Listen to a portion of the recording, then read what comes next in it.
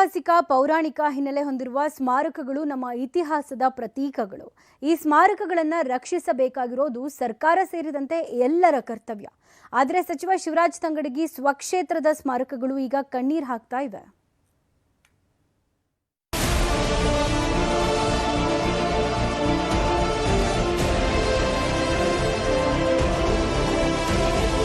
ಪುರಾತನ ಕಾಲದಲ್ಲಿ ಸ್ವರ್ಣಗಿರಿ ಎಂಬ ಖ್ಯಾತಿ, ವಿಜಯನಗರ ಅರಸರ ಕಾಲದಲ್ಲಿ ಇದು ಪ್ರಮುಖ ಮಾಂಡಲೀಕರ ಸ್ಥಳವಾಗಿತ್ತು.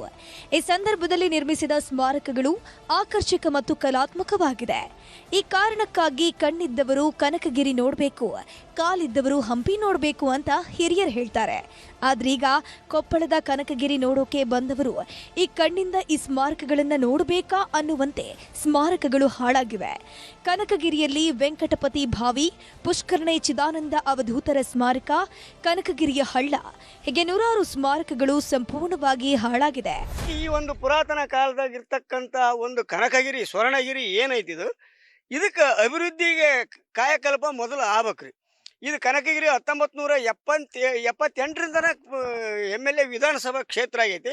ಆದರೆ ಯಾವ ಶಾಸಕರಾಗಲಿ ಅಲ್ಲಿಂದ ಆರಿಸಿ ಬಂದರು ಎಲ್ಲರೂ ಮಿನಿಸ್ಟರ್ ಆಗ್ಯಾರ, ಇಲ್ಲ ನಿಗಮ ಮಂಡಳ ಅಧ್ಯಕ್ಷರಾಗ್ಯಾರ. ಆದರೂ ಯಾರು ಅವರೆಲ್ಲ ಇಲ್ಲಿ ಬಂದವರು ವಾರಕ್ಕೊಮ್ಮೆ ಸಂತಿ ಮಾಡ್ಕೊಂಡು ಹೆಂಗೆ ಸಂತಿ ಜಾಡಿಸ್ಕೊಂಡು ಹೋಗ್ತಾರಲ್ಲ ಆ ರೀತಿ ಆಗೈತಿ. ತಾಲೂಕು ಕೇಂದ್ರ ಹಾಗೂ ಪುರಾತನ ಪಟ್ಟಣವಾಗಿರೋ ಕನಕಗಿರಿಯಲ್ಲಿ ಮೂಲಭೂತ ಸೌಲಭ್ಯಗಳ ಕೊರತೆ ಇದೆ. ಪ್ರವಾಸಿಗರು ಇಲ್ಲಿಗೆ ಬಂದರೆ ಮೂಲಭೂತ ಸೌಲಭ್ಯ ಕೂಡ ಇಲ್ಲ. ಹೆಸರಿಗಷ್ಟೇ ಕನಕಗಿರಿಯ ವೈಭವ ಅಂತ ಹೇಳ್ತಿವೆ. ವೆಂಕಟಪತಿ ಭಾವಿ ಅಭಿವೃದ್ಧಿಗಾಗಿ ಹಿಂದಿನ ಸರ್ಕಾರದಲ್ಲಿ 1 ಕೋಟಿ ರೂಪಾಯಿ ಅನುದಾನ ನೀಡಲಾಗಿತ್ತು. ಈ ಹಣ ಏನಾಯ್ತು ಅಂತ ಸಚಿವರನ್ನ ಕೇಳಿದ್ರೆ KRDL ಅಧಿಕಾರಿಗಳು ದುರುಪಯೋಗ ಮಾಡಿಕೊಂಡಿದ್ದಾರೆ, ಅವರ ವಿರುದ್ಧ ಕ್ರಮಕ್ಕೆ ಸೂಚನೆ ಕೊಟ್ಟಿದ್ದೀನಿ ಅಂತಂದ್ರು. ದಿನ ಸರ್ಕಾರದೊಳಗೆ ದುಡ್ಡು ಬಂದಿದ್ದನ್ನ KRDCL ಕೊಟ್ಟು, KRDCLದಾಗಿದ್ದಂಥ ಒಬ್ಬ ಯಾರು ಚಿಂಚೋಳಕರು ಈಗಿನ ಮಾಜಿ ಶಾಸಕರು ಸೇರ್ಕೇಸ್ ಮಾಡಿದಂಥ ಕೆಲಸ ಇವು. ಅವಂತವ್ 4-5 ಕೆಲಸಗಳು ಹಂಗೆ ಬಿದ್ದಿದ್ದಾವೆ. ನಾನು ಮೊನ್ನೆ DC ಹೇಳಿದ್ದೀನಿ, ಅದ್ರ ಬಗ್ಗೆ ಒಂದು ಸಭೆನೂ ಮಾಡಿದ್ದೀನಿ.